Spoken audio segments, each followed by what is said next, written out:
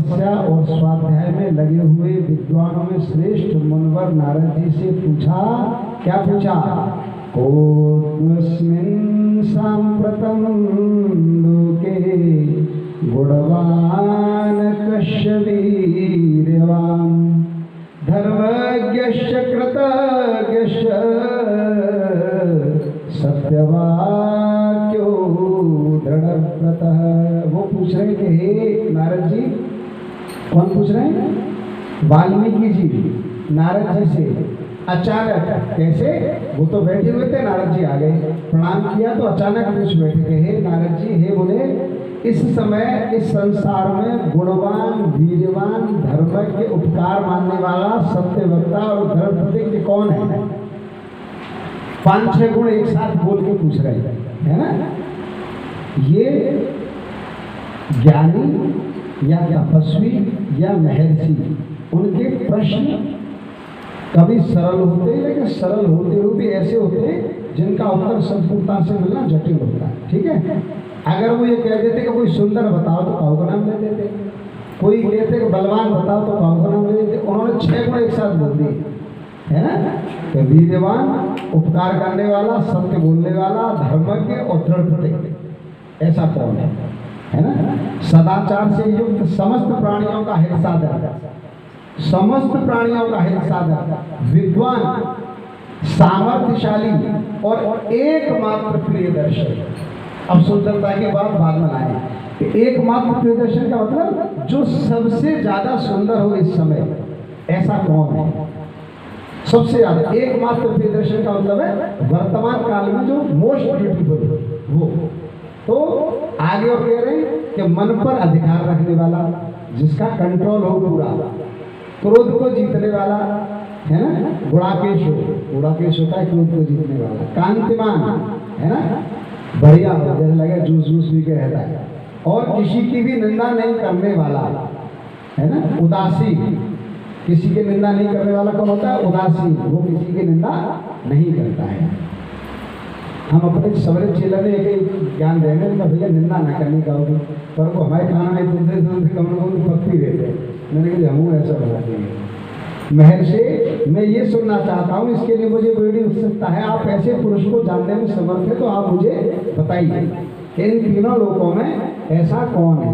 ये त्रिआलोक है, ये शासन से आए हैं और ये ऐसे दिख रहे हैं, चेक की शर्ट पहन के, लेकिन ये ठोस धर्म योद्धा और बहुत हिंदू आदमी भी रहे हैं। तो यही करा चाहता है ना, जब तक लास्ट तक ही नहीं, ज़्यादा लंबा मामला नहीं। तो अब बता रहे हैं उनको, क्या बता रहे हैं? बहवो दुर्व, पहले सुनो कौन कह रहे हैं। उन्होंने बात पूछ ली। अब नारद जी महर्षि वाल्मीकि जी से कह रहे हैं क्या? बहवो दुर्बलाशैव ये त्वया कीर्तिता गुणा मुनि वक्ष्यामहं बुद्ध्वा तैर्युक्त श्रूयतां नरः। हे वाल्मीकि ऋषि, आपने जिन दुर्लभ से दुर्लभ अति गुणों का जो वर्णन किया है, उनसे युक्त पुरुष को मैं एक मिनट मुझे दो, मैं ध्यान करके आपको बताता हूँ। और नारद जी ने नेत्र बंद किए। यद्यपि नारद जी को पता है, लेकिन उन्होंने फट से नहीं बोला। उन्होंने सोचा कि और सोच लूँ, ऐसा ना हो राम से भी ऊपर हो, है ना, क्योंकि त्रिकालदर्शी थे। तो उन्होंने सोचा होगा कि जब इनका प्रश्न है तो कोई भूल न हो जाए, सोच लूँ कोई और पैदा हो गया हो, है ना। सोचा और फिर क्या उत्तर दिया?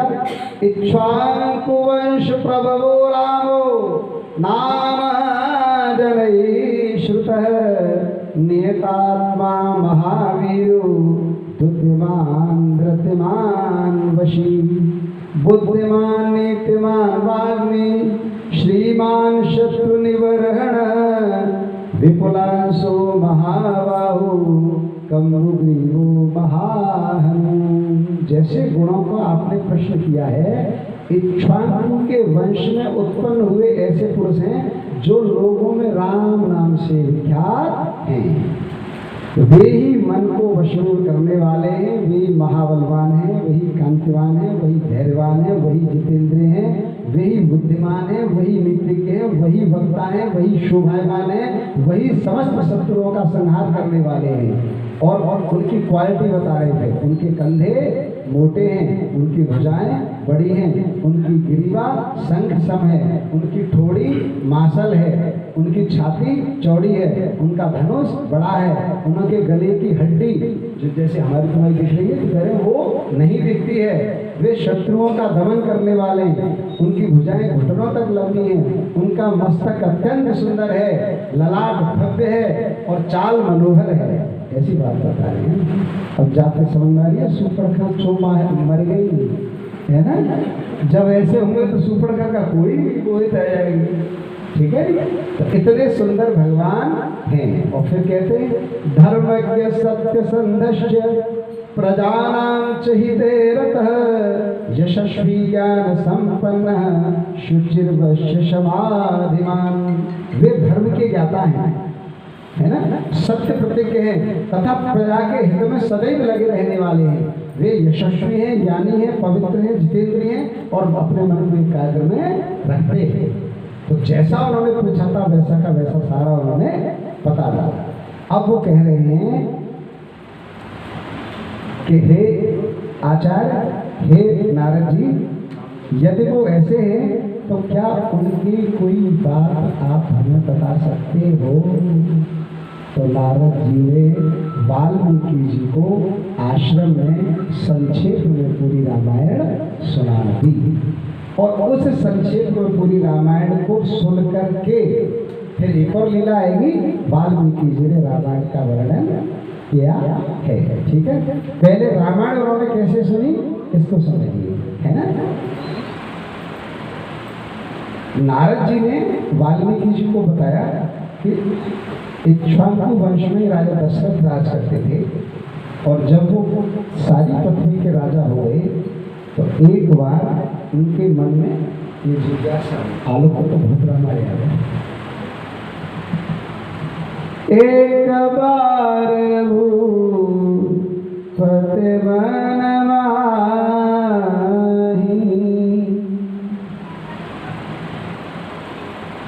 भई गलान मेरे सुतराई। क्या घटना घटी वाल्मीकि जी के दशरथ जी जो सदैव प्रसन्न रहते थे, एक दिन उनको ग्लानि हो गई थी। ये सोच के ध्यान आ गया उनको, मेरे कोई संतान ही नहीं हो रही है। क्यों नहीं हो रही है कि पहले कौशल्या से विवाह किया तब नहीं हुई, फिर एक और से किया फिर नहीं हुई, फिर एक से किया फिर नहीं हुई, संतान नहीं हुई। तो गुरु वशिष्ठ के पास गए, है ना। श्रेष्ठ पुरुष किसके पास जाता है सबसे पहले? गुरु जी के पास जाता है। इसलिए सबका गुरु होना चाहिए, है ना, गुरु अवश्य होना चाहिए। जिनका नहीं है वो प्रयास करो नहीं। ठीक है, संसार में एकमात्र गुरु ऐसा है कोई भी किसी क्षेत्र का जो समस्त शिष्यों से बराबर प्रेम करता है, पिता से भी बढ़कर। यद्यपि पिता और माता को ये स्थान है, फिर भी माता पिता में एक भेद हो जाता है प्रायः। पिता को कमाऊ पुत्र कभी कभी अच्छा लगने लगता है ज़्यादा, लेकिन गुरु को सारे शिष्य एक जैसे ही लगते हैं। ये गुरु की विशेषता है। गुरु जी के पास गए, उन्होंने कहा गुरु जी की भी टूटी वही होती है, फिर बोले, है ना। नहीं तो अपन जैसे गुरु जी हो तो क्या है, लटका देंगे 33 साल तक, ठीक है करेंगे लास्ट है, करवाएंगे जब नहीं भयो तो रेफर कर दो भैया माँ फलानी जगह दिखाया, ठीक है जी। लेकिन पहले के गुरु कैसे होते थे, उन्होंने एक बार बोला कि इस का उपाय शैली ऋषि के पास है और वो वैसे आपके जमाता लगते हैं, पर इस विषय को छोड़िए, उनको बुलवाइए। उनको बुलवाया और उन्होंने पुत्र कामेष्टि यज्ञ किया और 4 संतानों की उत्पत्ति राजा दशरथ को हो गई। एक ही रूप 4 विभक्तों में होकर राम लक्ष्मण भरत शत्रुघ्न के रूप में आए और 4 और थोड़े से बड़े होके आंगन में दशरथ जी के नठार करने लगे। चलत रामचंद्र बाजत पैजनिया, ठुमक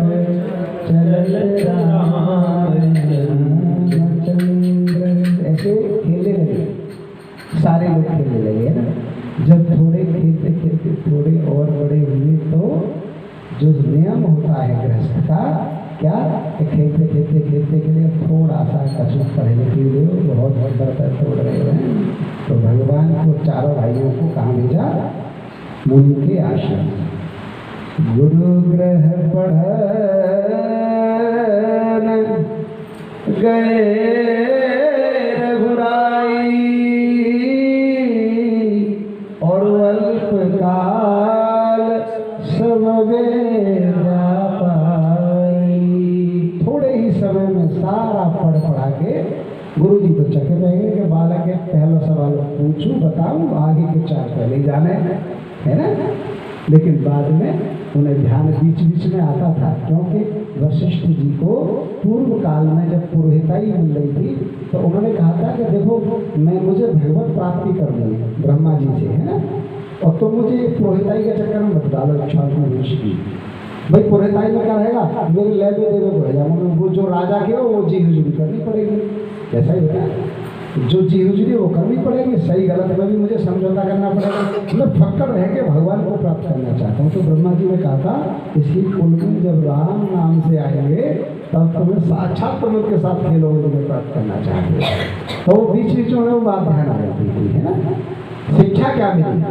जब गुरुकुल से वापस आ गए तो क्या सीखा जो अभी बिल्कुल नहीं सीखने को मिल रहा? क्या सीखा? मातु पिता प्रातः काल उठी के रघुनाथ, मात पिता गुरु नाम ये बिल्कुल गायब है ना। मम्मी पापा के जगती चरण स्पर्श करना, गुरु जी को प्रणाम करना एकदम गायब है, एकदम उल्टा निकल रहा। मोहम्मद पिता के पुराने करो, गुरुओं के लिए तो बिल्कुल उल्टा निकल रहा। जो क्लास बढ़ती जाती है तो ये गुरु जी के लिए उल्टा सीधा बच्चे बोलना शुरू कर देते हैं, गुरु का अपमान हो रहा है। उस गुरु के अपमान का फल ये होता है जो उन्हें जीवन भर कभी पता नहीं लगता कि वो संपत्ति तो कमाते हैं लेकिन सुख नहीं मिलता। कई बार वो ये सोचते हैं कि सब कुछ ठीक है, आमदनी भी बढ़िया है, लोग उनसे बातों बढ़िया करें हम और काऊ को भ्रम ना कर रहे हैं, लेकिन वैसा आनंद नहीं है जैसा होना चाहिए जीवन में, संतुष्ट नहीं है हम। अब कोई उनके कान में ये बात फूकने वाला होता नहीं है कि लाला जब तुमने शिक्षा ग्रहण की थी तो जैसा गुरु का आदर करना चाहिए था आपने गुरु में वैसी निष्ठा नहीं रखी थी। तुम हर समय गुरु के काऊ कछु कछु नाम रखते, काऊ कछु देते, काऊ कछु देते, विद्यालय को तुम निका कहते, है ना, तुम्हारी वैसी निष्ठा नहीं थी। तुमको शिक्षा तो मिली, शिक्षा के अंदर छिपा हुआ जो मर्म होता है वो तो आपके अंदर प्रवेश नहीं किया, इसलिए तुम सूखे सूखे ऊपर के शुष्क ज्ञानी रह गए। भगवान के और भगवान के भाइयों में ये चारों चीजें आई और ये हम सब के लिए शिक्षा थी कि यदि पढ़ लिखते हो तो विद्या ददाति विनयम, है ना, मिलना चाहिए। और बिल्कुल ऐसा नहीं जो जितना ज़्यादा पढ़ता है उतनी ज़्यादा अहंकारी हो जाता है। उसकी पहचान ये है कि आप पढ़े लिखे के सर किसी बिना पढ़े लिखे को थोड़े दिन बात कराओ वो कर नहीं काटता है उससे, केवल ये सोच के कह रहे हैं मेरे लेवल का एजुकेशन नहीं है ना, उनको ये लगता है कि ये मेरे एजुकेशन मेरे लेवल का नहीं, इसलिए वो थोड़ा सा उसको हिल दे, चाहे भले ही वो आपको पैसा समझ लो ताऊ हो वो, है ना, अगर वह गुस्सा आया तो वह नौकर रख ले, चाहे वो तो तेरे बार जैसे नौकर रखना, चूंकि लाला क्या करेगा, सेठ लोग तो यही करे, सेठ लोग तो गुस्सा आए फिर पैसा कमावे, फिर देखेगा अच्छा तू ज़्यादा बोलो तू ही चौकीदार रखना है ना, तू ही करेगा। कोई डॉक्टर के हाईवे वाली फाड़ तो सेठ क्या करे, कितनी फीस मांग रहा 2000 5000 दो तो बोलो क्या क्या रात का साल गाड़ी स्टार्ट करेगा, अरे 5000 मिल जाएगा वो नचा लेते। तो संस्कार भी आते हैं, सुबह उठकर मातृपिता को नमन करना चाहिए। थाप होने लगा, खूब बड़े हुए भगवान, इतने में विश्वामित्र जी आ गए, बोले हे राजन मैं यज्ञ करता हूँ, मुझे आपके दोनों पुत्र राम और लक्ष्मण चाहिए। ये बात सुनते ही दशरथ जी कांप गए, क्या बात कर रहे हो, बुढ़ापे में इतने दिन बाद मुश्किल से मिले और मैं ये आपको दे दूँ, है ना, ये कुछ और मांग लो, ये नहीं दूंगा। जैसे ही वो ये कह रहे थे तो वशिष्ठ जी ने समझाया कि द्वार पर इतना बड़ा ऋषि कुछ मांग रहा है और नकार रहे हो, ये सौभाग्य कहाँ मिलता है। ये विश्वामित्र है, ये चाहे तो किसी को मुसरी दे दे और तुमसे मांग रहे हैं तुम्हारे बालकों को, क्या बात कर रहे हो, भूल गए ऋषि की महिमा। ये एक यज्ञ में कितने जन क्या पैदा नहीं कर रहे और तुमसे मांग रहे हैं, तो कोई इसमें मूल हेतु छिपा है, इसलिए अब ना करो।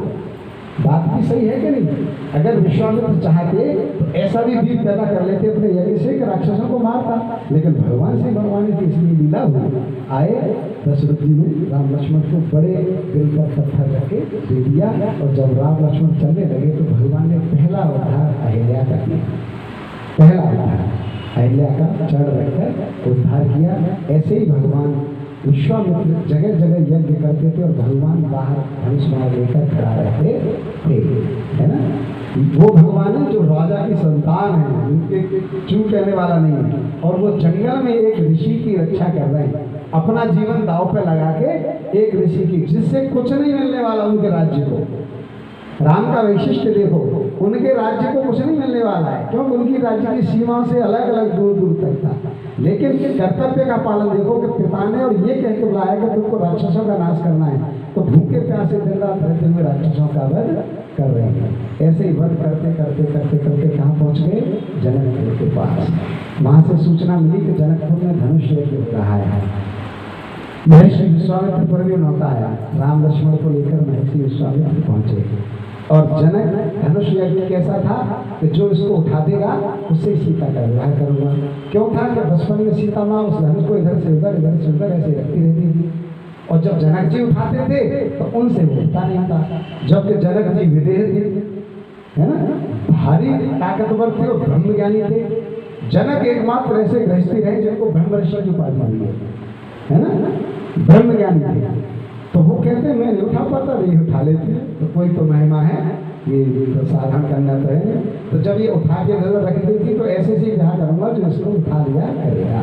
तो धनुष में यज्ञ में घोषणा की कि जो इस पर प्रत्यंचा चढ़ा देगा उसके साथ सीता का विवाह होगा। सारे राजा आए, सबने प्रयास किया, कोई नहीं उठा पाया, और जनक जी निराश हो गए, अनायास बहुत निराश हो जनक जी। ये मैंने कैसी प्रतिक्रिया किया? कई बार होता है ना कि ऐसा काम कर लो, सोसाइटी में बैठे हो हम जे करेंगे, और फिर जे करेंगे तो मामला बिगड़ जाए, फिर वाले थोड़ी किरकिरी हुई दिखा हो जाती तो बच्चे थे तो बोलिए आप तो कह रहे ए देश देश के राजा, हे सब देश के राजा, मैं कहूँ किसे बलशाली है, मुझको अब ये मालूम हुआ ये वीरों से खाली है।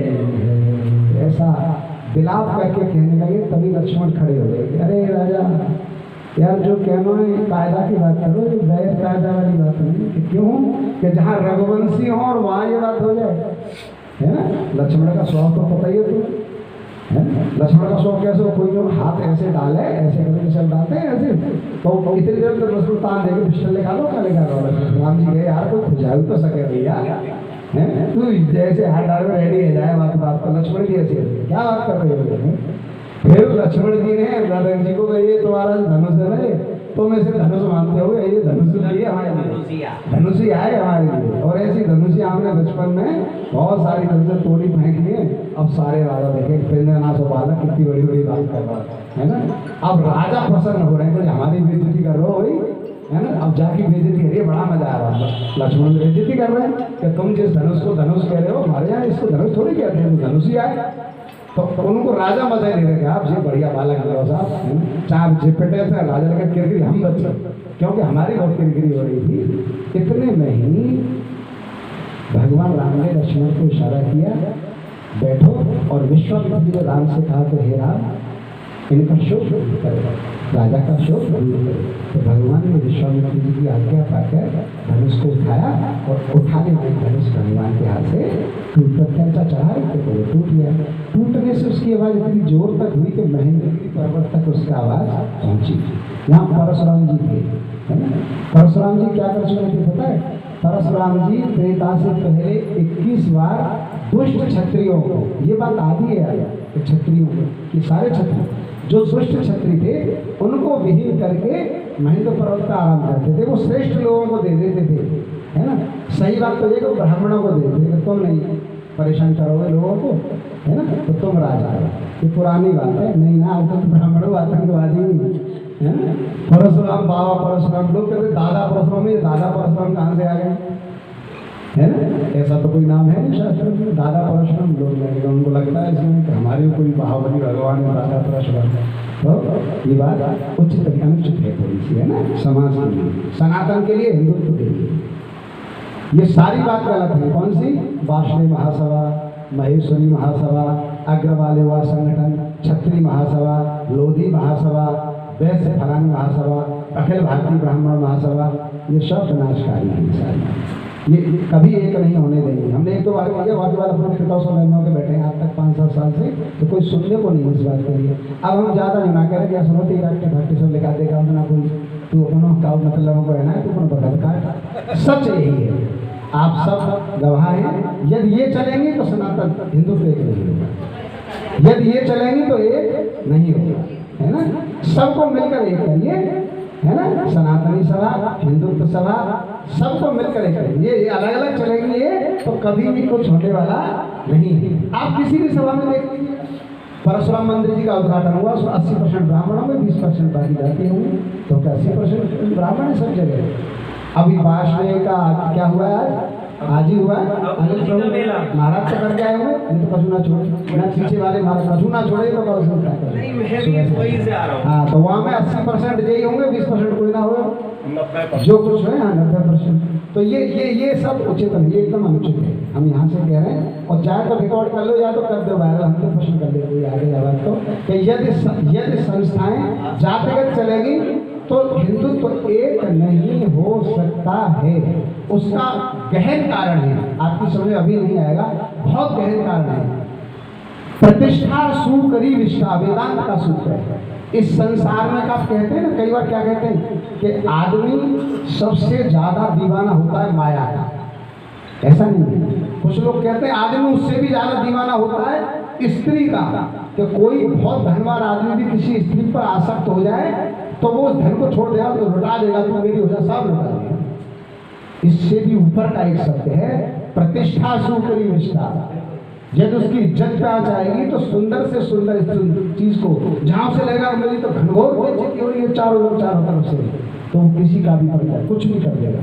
इसलिए इस जो संस्थागत करते हैं इनमें प्रतिष्ठा का प्रश्न है, और ये कभी एक होने नहीं देगा। बोले राजा रामचंद्र भगवान। परशुराम जी ने आके पूछा कि ये किसने तोड़ा है भैया, है?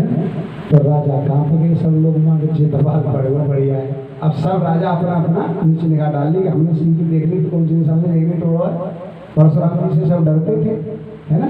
उनका इतना भय था कि कोई राजा सीधे मुंह भी नहीं कर रहा, सबने नीचे निगाह डाल ली, क्योंकि क्लियर हो जाएगा नीचे निगाह डालिए तो हमने नहीं किया। जो आंख में लाएगा वही समस्या का कारण बन जाएगा। आगे आ सकते हैं आप, आगे आ जाओ, ठीक लगेगा आपको अच्छा लगेगा पास बैठ के सुनने को, सिर्फ ये कारण है कुछ नहीं। आप आगे आइए कि हमारे लिए बवाल पड़ जाएगा, इसलिए किसी ने निगाह नहीं डाली। जब वो इतना सब कहने लगे तो लक्ष्मण जी खड़े हो गए, और लक्ष्मण जी ने उनसे सीधा मामला परशुराम जी को कर दिया पूरा सेट।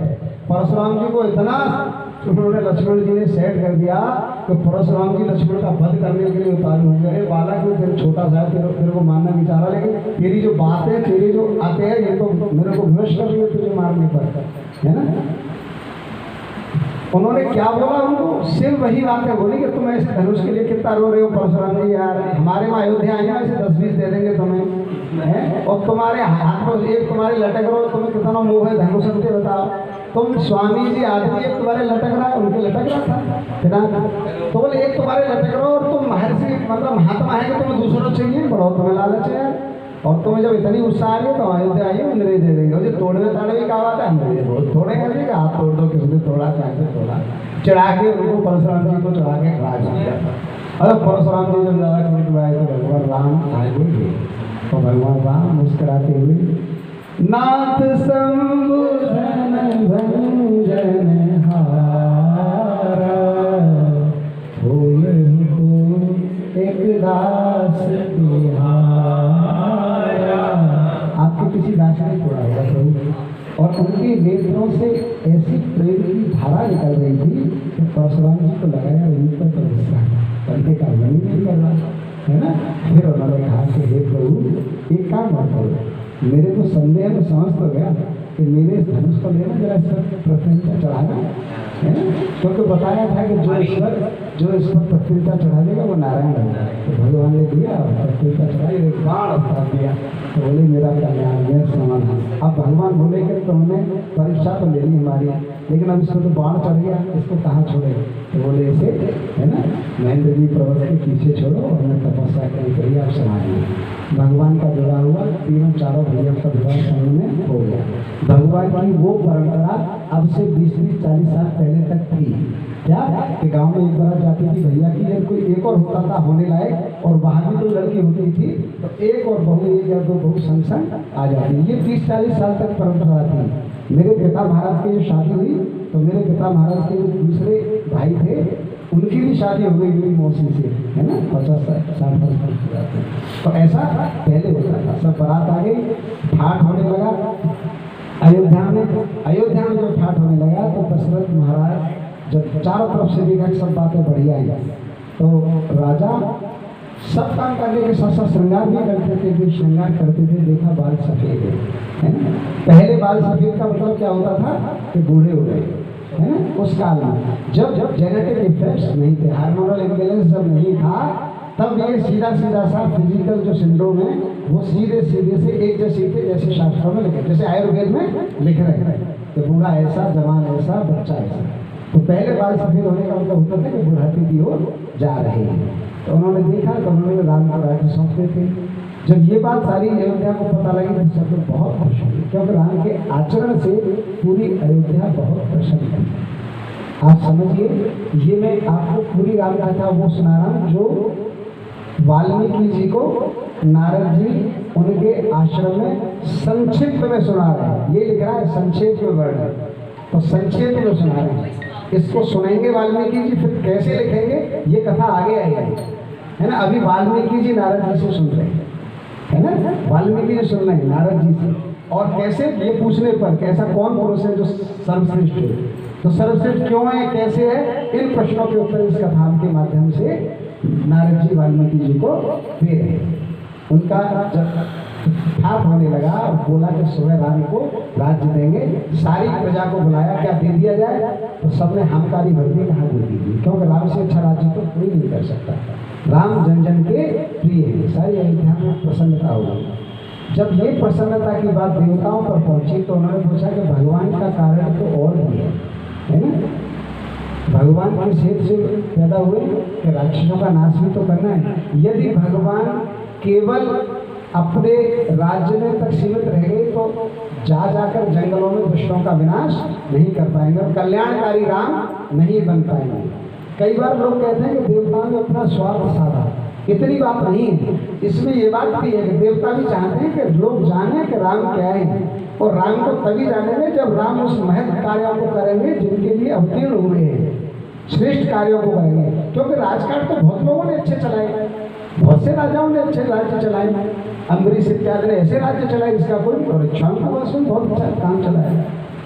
ये यहाँ पर एक मैसेज है सभी के लिए कि घर में बैठकर बहुत अत्यंत श्रेष्ठ काम नहीं हो सकते हैं। जन कल्याणकारी काम, समाज के अच्छे काम, परमार्थ के अच्छे काम अपने घर के सुख को छोड़ के हो सकते हैं। जैसे हम का धनुष पार सभी के साथ मैडम की जगह बैठे गए और ईमानदारी से समझिए, यदि हमें जो यहाँ पर करना है यदि इसी हमें जगह जगह सब जगह ऐसा करें धर्मार्थ का काम, वो ज़्यादा अच्छा है कि कोठरिया में बैठ के मरीज में इंजेक्शन कुछ पैसा ला, इंजेक्शन पैसा ला, ज़्यादा अच्छा है। उससे केवल अपनी आजीविका चला रहे हैं, उससे क्या होगा, भरण पोषण को तो रोटी मिली जाएगी और कल्याण होगा। घर से निकल कर ही श्रेष्ठ काम होता है, ये एक संदेश था। तो देवताओं ने सरस्वती माँ के पास मैया कछु करो, तो उन्होंने पहले मंथरा की बुद्धि थे, चलो प्रक्रिया शुरू करते हैं। अब मंथरा सारी रानियाँ पसंद है, केकई के पास आई, केकई प्रसन्न है, मंथरा तो जो चाहे ले, क्योंकि कल मेरे राम राजा बनेंगे। तो मंथरा बोले कि मोर का सुनना चाहिए, क्यों, तो जाकर तुम्हें रखो, तुम्हारा राम रखो। बोले ऐसे क्यों बोल रही हो, करे इतना प्यार हो तुम्हें राम तो तुम्हें रखो। केकई ने बोला कि मेरे को तो राम पहले से ही प्यार है, ऐसे क्यों बोल रही है बार बार, तुझे आज क्या हो गया। मंथरा थी कौन पता है, उसकी पेट चली थी जो केकई प्रदेश से ही संग आई थी, हाँ केकई की दासी थी लेकिन पेट थी वहाँ से क्लियर से आई थी है ना। तो वो केकई को बहुत विश्वास करती थी और केकई का बहुत ध्यान रखती थी। तो उन्होंने कहा कि तुम्हें ही ज़्यादा प्यारे तुम्हें ही रखो। तो केकई को लगा इस तरह की बातें क्यों कर रही है, भटका दिया जाए। फिर देवता ने सरस्वती माँ को कहा कि जाकर कुछ ऐसा रहना रहा। तो बोले इन्हीं के फेरो। तो केकई की भी बुद्धि फेरी। जब उन्होंने कहा कि देखो रानी मैंने तो खूब कथा सुनी है, अब तक तो तुम रानी हो, कल तू राम राजा हो जाएगी तो रानी कौन हो जाएगी, सीता, और तुम कौन हो जाएगी, बुढ़िया, और बुढ़िया हो तुम तीनों। तुम्हारे अपने पति के लाली पंजा में रोटी मिलेगी नहीं मिलेगी क्या नहीं तो चलेगा है। और मैं तो तुम्हारी ना वो तो अपनी चिंता हो जाएगी, आप तुम्हें ठाटते रहते हैं, तुमको बड़े शांत लाई हो हैं, प्यारे अपने लाले भरेंगे मेरी क्या गति होगी। ये कहते केकई की बुद्धि वो भी बात तो बहुत सही है। केकई सीधा कूप भवन में जाकर लेट गई। दशरथ को पता लगा, दशरथ जी को भवन में मिलने आए। उन्होंने बोला रानी क्या बात है। तो उन्होंने कहा आपको ध्यान है कि आपने मुझे 2 वर दिए थे, क्या ध्यान है, तो मेरे को 2 वर दे सकते हो, इसमें कूप भवन मांगने क्या जरूरत थी, दे दो। तो रानी ने कहा कि पहला वर तो ये है कि राम की जरूरत है, मैं चाहती हूँ कि राजा भरत है। तो दशरथ जी ने कहा अरे रानी ठीक है अब तो खड़े हो जाओ, ठीक है, और दूसरा वर भी जल्दी मांगो, चलो बाहर, राम की जगह भरत का राज्याभिषेक करेंगे, लेकिन को भवन में से निकलो। दशरथ केकई में आसक्त बहुत थे, है ना, केकई में आसक्त थे दशरथ। कड़वी बात यह है कि कोई भी हो, चाहे हस्बैंड हो कोई भी हो, यदि आसक्त ज़्यादा होगा ना तो परेशानी वहीं से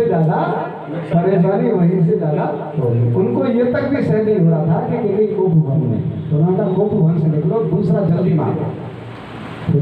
जो दूसरा वरदान केकई ने मांगा, तापस वेश विशेष उदासी और 14 वर्ष राम वनवास। जैसे ही ऐसा कहा वैसे ही दशरथ जी गिर पड़े, और ऐसे गिरे, कैसे गिरे कि फिर नहीं उठे। वो ये कहते रहे कि हे केकई कुछ और मांगा, इसके अतिरिक्त कुछ भी मांगा। उन्होंने ये नहीं कहा मैं नहीं दूंगा, क्योंकि रघुकुल की परंपरा थी ये कहने की कि मैं नहीं दूंगा।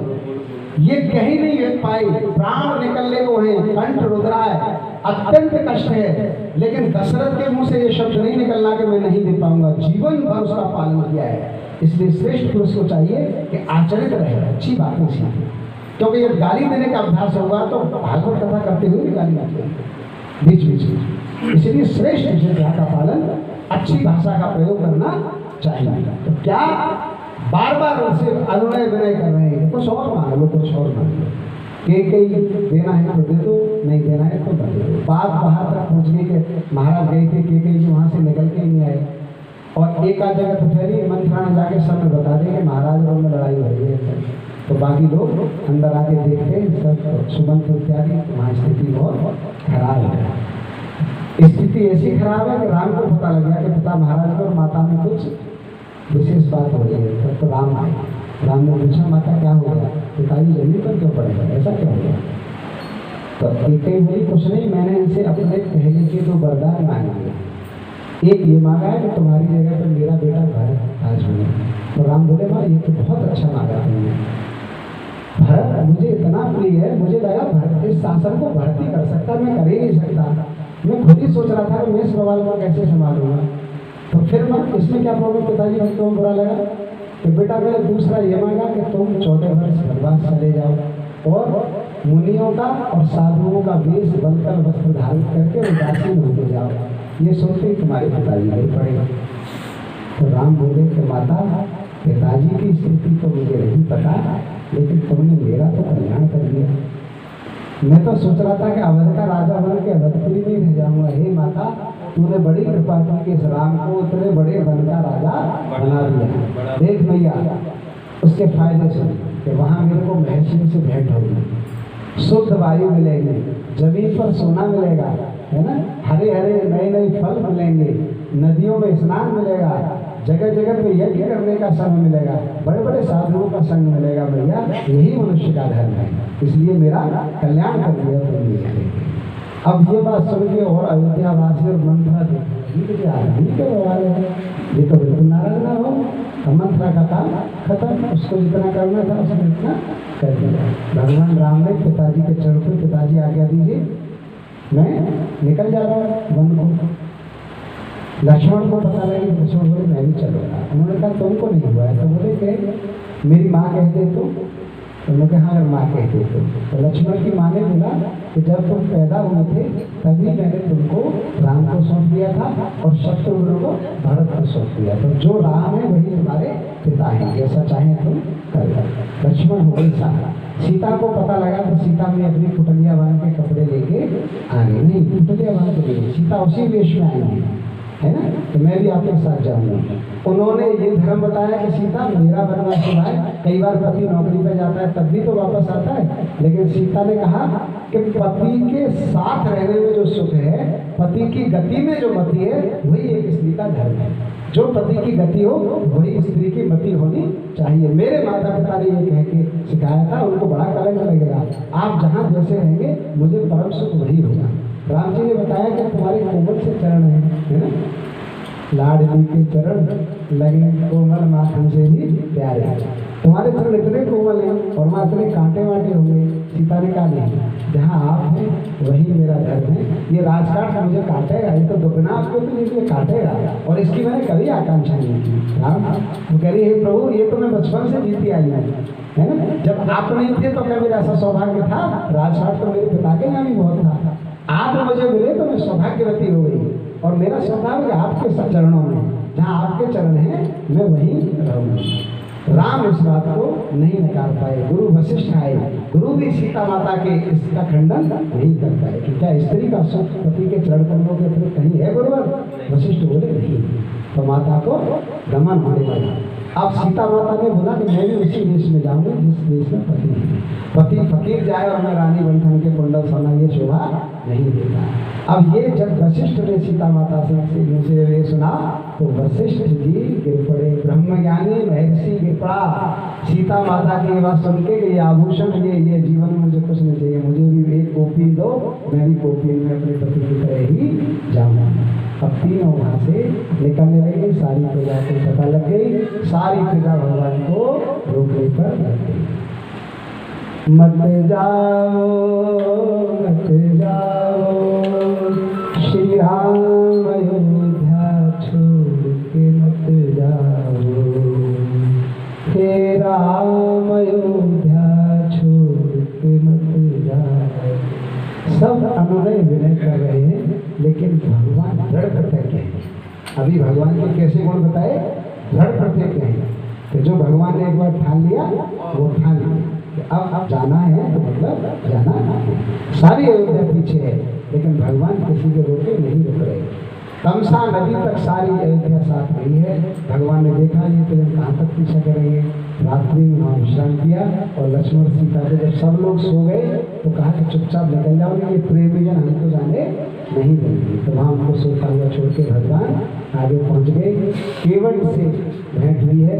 केवट ने कहा प्रभु इन चरणों की महिमा तो पता है, मैंने कुछ ही दिन पहले अहिल्या को छू दिए थे तुमने, तो वो जो नारी बन गई पत्थर की, और मेरी पत्थर की लकड़ी के नाम ये नारी बन गई, तो ये मैं परेशान हो जाऊँगा। इसलिए क्या करोगे केवट? इनको मैं पहले चेक कर लूँ, साफ कर लूँ अपने हिसाब से। तो केवट अपने खतरते बोले के भगवान के पैर ढंग से धोता है, और अपने घर वालों को उसका भवन होता दूसरा मंगा लेता है कि बढ़िया साफ पानी से साफ करूँगा। उस पानी को घर बेचता है, घर वालों से बताओ इसी से आटा बना करेगा, भगवान का चलो बैठे सारे घर वालों को करना, कुछ उसमें से पीना, कुछ आटे वाटे के लिए रखना। तो केवट ने भगवान को नाया पार कराई, और केवट बनी मन मुस्कुरा के गा रहा है। क्या गा रहा है गंगा में? मेरी नैया में लक्ष्मण राम,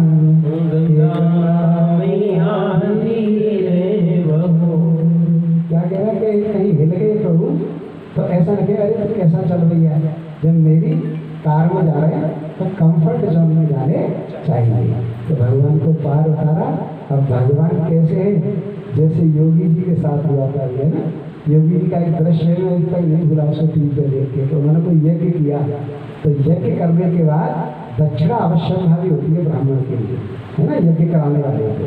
तो योगी जी ने हाथ डाला, इधर खाली और इधर खाली और इधर खाली। अब योगी जी सब विचारे ये क्या हुआ, ध्यान से है ना। जब ये दृश्य मैंने देखा ना तो मेरा शुक्रात हो गया देख के कैसा सच्चाई बनी है। है ना, 1 रुपया नहीं है ब्राह्मण को देने के लिए। ऐसे ही भगवान की स्थिति हो गई कि वल्कल वेश में आए और ये इसका व्यवसाय है, वैसे कुछ तो देना ही है, ये कि इसलिए जाना निहारी और रुद्री उतार के चले प्रभु इसको दे दिए। जब केवट को देने लगी सीता जी तो केवट ने मना कर दिया। कह रहे नाई से न नाई लेत, धोबी से न धोबी लेत, तुम दे के मजदूरिया अपने जाति को न बिगाड़िए। हरि अब आयो हूँ मैं तुम्हारे द्वार, हरि अब आए हो तुम मेरे द्वार, तो मैंने पार तुम उतार दिए। जब मैं आऊँ तिहारे द्वार तो पार मुझे उतारियो। मुझे पता है नारायण इसीलिए मैंने पैर धोए थे, तो मैं ये सब बदनाम नहीं करूँगा, ठीक है, ये मुझे नहीं चाहिए। बस इतना कहिए कि जब लौट के आओ तो मेरी ही याद में आना। भगवान ने वचन लिया कि तेरी ही नाम से लौटेंगे। ऐसे करते हुए भगवान आगे गए चित्रकूट पर।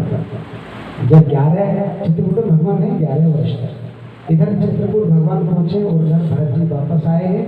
जब भरत वापस आ रहे हैं तो अयोध्या के अवसर देख के भरत जी समझ गए कुछ गड़बड़ यहाँ हो गई, क्योंकि सभी लोग भरत को देख कर नीचे गर्दन कर देते हैं। और जब महल में प्रवेश किया है तो सबसे पूछ रहे हैं, सबसे पहले कि मेरे भैया राम कहाँ है? किसी ने जवाब नहीं दिया। तो फिर बोले कि पिताजी कहाँ हैं? तो पिताजी तुम्हारे अंतपुर में हैं। जब पिताजी की बात पास पहुँचे तो माँ से पूछ रहे, माँ पिताजी ऐसे क्यों पड़ेंगे और भैया राम कहाँ हैं? तो भैया राम वन में है। भैया राम वन में क्यों गए? तब उन्होंने बताया कि तुम्हारे पिताजी इस तरह से कर रहे थे, तो मेरे 2 बर्ते मैंने पहले से तुम्हारा राज्य मांगा, दूसरे से राजपूत 14 वर्ष का वनवास मांगा। जैसे ही उन्होंने सुना तो भरत जी भी गिर पड़े। और जब भरत जी गिर पड़े तो मैया उठाने के लिए लाला लाला है। जैसे ही माँ उठाने गई भरत जी ने कहा छूना नहीं हुआ, छूना नहीं हुआ। जाके प्रिय ना राम गए, जाके प्रिय राम वैदेही, तजिए ताहि कोटि वैरी सम, यद्यपि परम स्नेही। तू राम की नहीं है तो क्यों वैरी नहीं? आज से नहीं, अब तक तू राम की थी, उससे पहले तू राम की थी तो मेरी भी बात है। जो राम का नहीं है वो मेरा भी नहीं। तो उन्होंने कहा नहीं छूना नहीं। अब माँ बिलख रही है, भरत कह नहीं माँ, संसार में प्राणी रोए या हंसे, यदि राम विमुख है तो किसी काम का नहीं, तुम राम विमुख हो। और भरत जी पिताजी से चरण स्पर्श करके बोले कि पिताजी मैं भैया को बुलाने ही जाता हूँ। सारी प्रजा को लेकर भरत राम को बुलाने के लिए चले। भरत चले चित्रकूट बुलावा, राम राम को बुलाने। सारे लोग साथ हैं। और भरत की गति क्या है?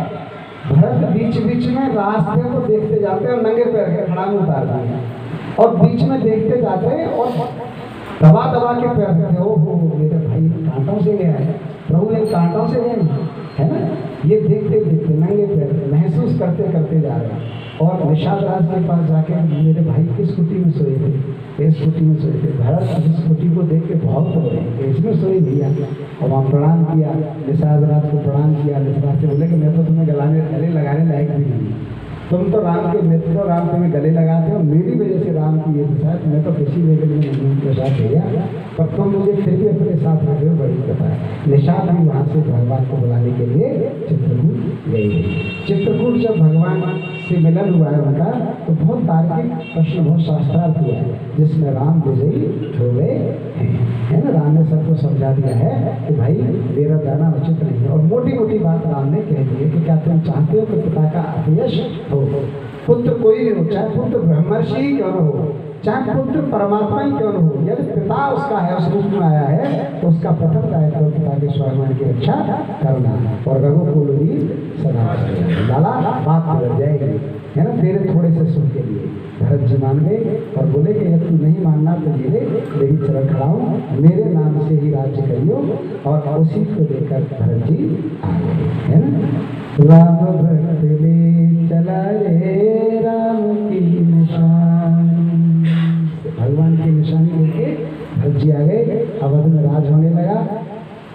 उधर 11 वर्ष जब भगवान चित्रकूट पे रहने लगे तो इतना ज़्यादा संपर्क बन गया कि लोग मिलने आने लगे, कोई अयोध्या से, कोई कहीं से भगवान से।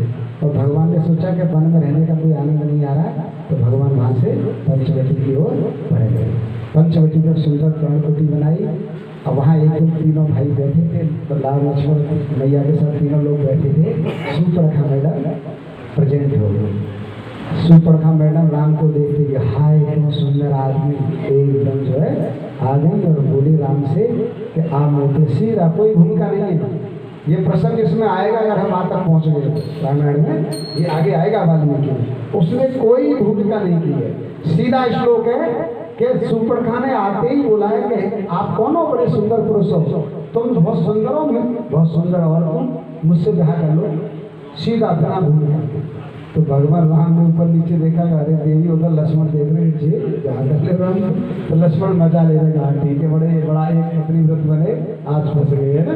क्योंकि जनकपुर की नारियों से बचने के बाद भगवान को यहाँ पर हास्य प्रयास का सौभाग्य मिला था। बहुत वर्ष बीत गए, कई साल शादी के बाद हुए है ना, 25 वर्ष पे लगभग वनवास हुआ। तो उन्होंने बोला कि आज फंस गए, बहुत दिनों से तो साधु ऋषि और इन्हीं में मार काट यही सब चल रही है। तो लक्ष्मण मजा ले रहे। फिर भगवान ने देखा कि अच्छा मजा ले रहा है, तो भगवान ने सुपड़ा सिंह की मैंने तो सारी सुधाई बैठी है, वो जो पल्लंग है वो अकेला है, उसके संग नहीं। भगवान ने सोचा ये बहुत मजा ले रहा है, इसके पास भेज देता है। तो सूर्पणखा लक्ष्मण के पास भेज दी। लक्ष्मण ने बोला कि देखो मैडम, यहाँ तो सीधी सीधी बात करिए आवे, वो तो भी तुम्हारे तरफ धैर्य रख रहे हैं। अगर तुमने यहाँ ज़्यादा टेंशन दी है ना, तो हमारा तो मामला कुछ हो, हम तुम फिर जोड़ोगे कि ये सब है वो, क्योंकि हम जो नारी वारी ये सब जो हमसे ज़्यादा हमका जो सलाह है, हमारा तो अपना ही रूप है। अगर तुम सही सलामत रहो चाह रहे हो तो उधर ही सही हो। सूर्पणखा राम जी की तरफ दोबारा गई, तो वो भाषण डाला, तुम्हारा भाई तो बहुत मक्कार है, तुम ही उससे ब्याह करो। तो बोला तुम देखने गई हो, मेरे बगल में ही बैठी। तो वो बोली अरे कादिन की है, यही वर्णन है रामायण में। रामायण में क्या वर्णन है, सूर्पणखा कह रही है कि कादिन की है सीता, कौशुनी को है बंदरिया से जाकर मोहे नहीं जाके चलगू ऐसी चौंच है कादिन की है, तुम वो देखो जैसे तुम वैसे मैं, तुम उस समय पुरुष है ना, वो सब नारी है, मुझे देखो कितनी जोरदार जोड़ी जमेगी। तो बोले कह रही रहते हुए कैसे ब्याह कर लूँगा। जब उनके नाम रहते कैसे ब्याह कर लूँगा।